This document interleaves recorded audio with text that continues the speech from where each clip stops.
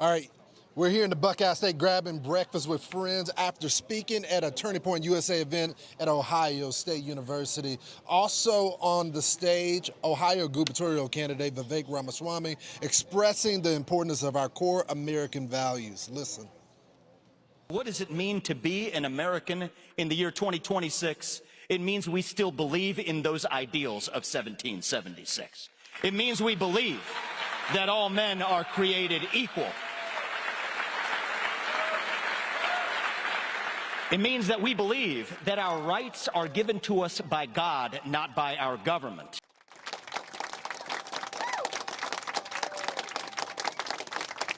And the man himself, Vivek Ramaswamy. Good to see you, my friend. So I wouldn't say it's a different Vivek. I mean, you still have the fire in your belly like you did when you were running for president. But I do feel like your campaign is more tailored to the people of Ohio and young people. Why? Well, look, that's my job as governor. Lower costs, bigger paychecks, better schools. That much I can deliver, right? Peace in the Middle East, these are more complicated issues. But these are issues at home that a governor can actually address. And that's one of the things I've gained an appreciation for, Lawrence, as we get closer and closer to hopefully taking on this role. Take the education system. We don't want the federal government running our public schools, but it is the state that actually has a responsibility to bring standards to those public schools, to make sure kids are able to read by the end of third grade. That's not too much to ask. A couple of teachers we were talking to at this diner this morning told me the same thing. You think about producing more energy to bring down electric bills, build more homes by cutting red tape. That's how you make housing more affordable. Cut property taxes, put money back in people's pockets. It's a very practical role to deliver practical wins. And here's the thing, when I did run for president, we talked about how this country was so bitterly divided. One of the things I have learned from traveling this state is that it's a lot easier to be united if we have a rising economic tide. That's what I'm focused on delivering, and I think we're going to do it. So last night when we were on the stage, we started talking about AI. And, you know, you're a tech guy, you understand the industry, but you also understood that some of these students could be afraid as well. But you told them, be a part of the innovation. Why? Well, look, I think the more you view yourself as a victim, the more likely you are to be a victim. I think that's just a true life lesson. I think it's true about how we approach the future of AI. It's coming. How about we shape and use that future to make our lives better? I don't want Ohio to be on the receiving end of what happens to the AI movement abroad. I want Ohio to be leading and shaping that future. And I'm actually very optimistic about the possibilities if we get it right. Every period in human history where we've seen an expansion in productivity, you see an expansion in high-paying jobs.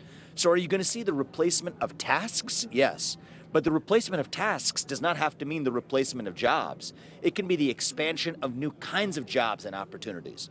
So I told these kids at Ohio State last night, learn math, learn computer programming, learn about the future sectors of AI, or learn how to apply it to your job.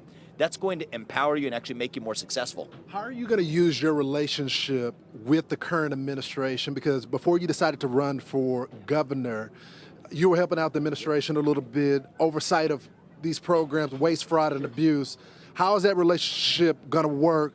I mean, ICE under attack right now. Are y'all going to cooperate when you're governor? How is that relationship going to work out? Well, first of all, when local law enforcement and at the state level, we're actually cooperating hand in hand, working together with federal law enforcement, that's when we're both more effective and fewer bad things or accidents happen. So that's just common sense. But the other thing is, my first 2 years as governor of Ohio will be President Trump's final 2 years as president of the United States. And the fact that we have a great working relationship, that we're both businessmen who actually understand how to allocate and think about capital usage in the government and the economy, it's going to be a big competitive advantage for Ohio. I mean, Ohio led the first industrial revolution. We're in the middle of a new industrial revolution now. And I mean this, Lawrence. I want Ohio to become once again the top state in the country, to raise a young family and live that American dream. And I think that's real. And for me, it's very personal. Right? Last night, we have a lot of young people in the audience. We heard from them. Some of them are skeptical of that American dream. To me, how can I tell them I know that American dream exists? I know it exists because I have lived it in this state, right? My parents came halfway around the world, half a century ago to Cincinnati, Ohio, with nothing to their name.